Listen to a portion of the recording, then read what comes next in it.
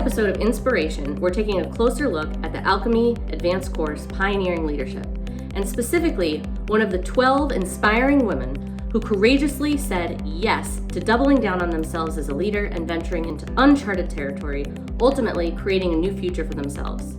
Check it out. Beautiful. All right, so Laura, you ready for the first question? I am. All right. So what about the topic of pioneering? So we really were intentional in naming this course, Pioneering Leadership. What about that topic had you go all in on this experience? It's the continuous process and that energizing process for me. To me, being a pioneer is courageous, brave, but more importantly to me, it's energizing. We talked earlier about an aha moment for me when I realized I had settled and I didn't even know it. And once I knew it, I was ready.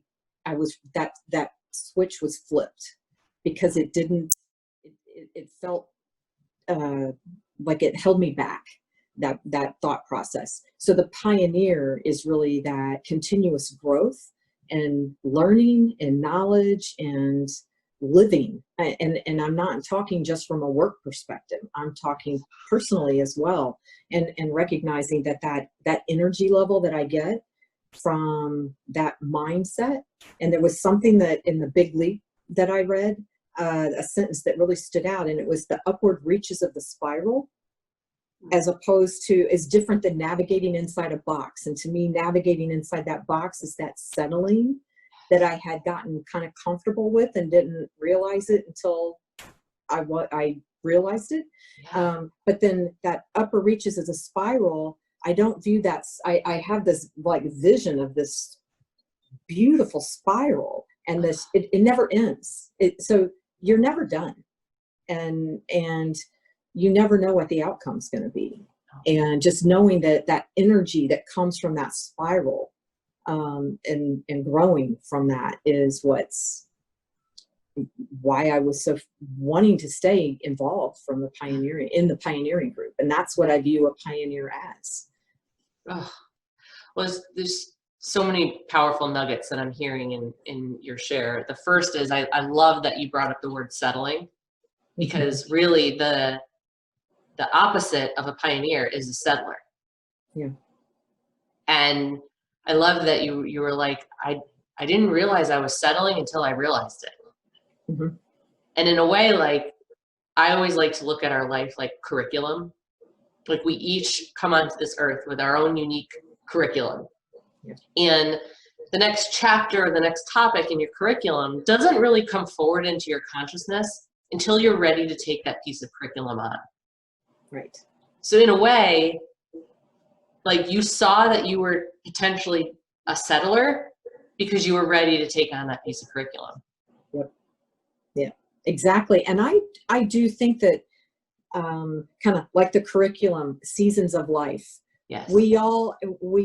Every part of our life as we get older, which is inevitable, as much as I would wish it wasn't, it comes with different activities. And so that path, we don't know what the path is. And it's ever changing. Yes. And so to me, the pioneer gives me the permission, if you will, to accept that I don't know what the answer is going to be. And that when I had little children, before children, it was one thing. During young children, it was another thing. As I got older, it became something different. As they become adults, it's even more different. Yeah. It's all different. And so it goes back to that box mentality. If we're rigid in our expectations of the outcome, if we're rigid, we may totally miss what the total opportunity is in our life. Yeah. Well, and if we're rigid, another thing you said is we're not living. Right. Like that vibrant, energized, spiraling life. Mm-hmm. It's so spot on, Laura. Yeah. So spot on. Yeah. So another question that I want to ask you is, if a pioneer is defined as a person who's willing to endure hardship, and to explore new territory, that's just one definition. Mhm. What, Laura, from your point of view, are you willing to endure?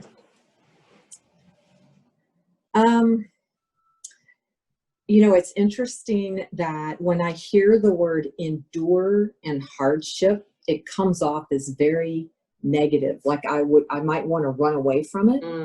And I don't see a pioneer as someone who endures hardship. The vision that comes to mind is, you're slogging through the mud. Life can be really muddy. It's like you might feel like you're in quicksand and sinking. And a pioneer is someone that will be looking ahead, not down at the mud or down at the quicksand to figure out how to get out of it, or to say, oh my gosh, I'm stuck in this. Yeah. And just be stuck in it. Again, it's that settling. You're stuck in it. But if you're looking ahead, and so for me, it's the person who is able to look ahead. The pandemic is another great example. The silver linings that exist as a result of this dark cloud of the pandemic are there. I can't even describe how many I've come across as a result of this environment. To me, that's the pioneer. The pioneer sees that silver lining. Yeah. They look ahead. They don't look down. We're not victims. We figure out how to you throw those bricks in your pack and you do what you have to do to get through, but you do it knowing that there's light, not looking at the dark all the time. Yeah. And so to me, that's the difference between a pioneer and a settler. Oh. And so enduring a hardship, I don't view it necessarily as enduring, because to me, part of that is the learning process. Right. You can't learn if you don't go through hard times, if you don't make 100%. mistakes. There's no learning. 100%. Well, in a way, I'm hearing you almost like upgrade endure to like,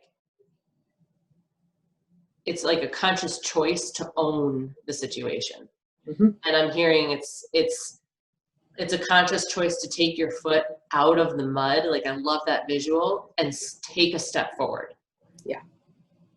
And that's what it, like, some people think it's like this, like, master plan. And you're like, no, it's just a choice. Like, Exactly. you can stay in the mud, or you choose to step forward. And that has been through this journey with you guys, with my coach. The word choice is an incredibly powerful word. And when I fall into my victimhood, I remember that I've chosen to do that. And if I want to stay there, then this is how I'm going to feel. And if I want to get out of it, then I have to choose to get out of it. It's all up to me. It's that nobody else does it to me. I do it to myself. Right. And Or it is spot on. and that's how it comes It to. sounds simple, but it's so hard. Sometimes it is so very hard to implement. And that's why having a group of people who understand and who are willing to be pioneers through the journey. I've found there's been circles of people that I know are settlers, and I don't have as much interest in being in that environment if there's not an interest to help themselves. What I can do is try and inspire change, or recognize and communicate. But at the end of the day, for me, this is the path I'm going to take, and learning to be comfortable with that. Being true to myself at the risk of disappointing others. Yeah. And that takes so much courage. And you're right. Like, okay, just make a choice. And it is so hard. Can be. Yes. And that's the getting in the arena, getting dirty. Yep. Just get into the mess. Yes, exactly. Spot on. There's a poem. I don't think we've talked about this, but Oriah Mountain Dreamer has a poem called The Invitation, and it talks about being true to yourself, stepping in the fire, getting up when you feel like you can't do it anymore, and moving ahead. It is an incredibly powerful poem. I love it. Interested in watching other episodes? You can find them all at our website at www.thealchemyleaders.com. Or better yet, follow us on Instagram at _thealchemygroup_. There you will be the first to know when the latest episodes of Inspiration drop. Now, above all else, be sure to share this episode and any other episodes with another leader who could potentially use an extra dose of inspiration today.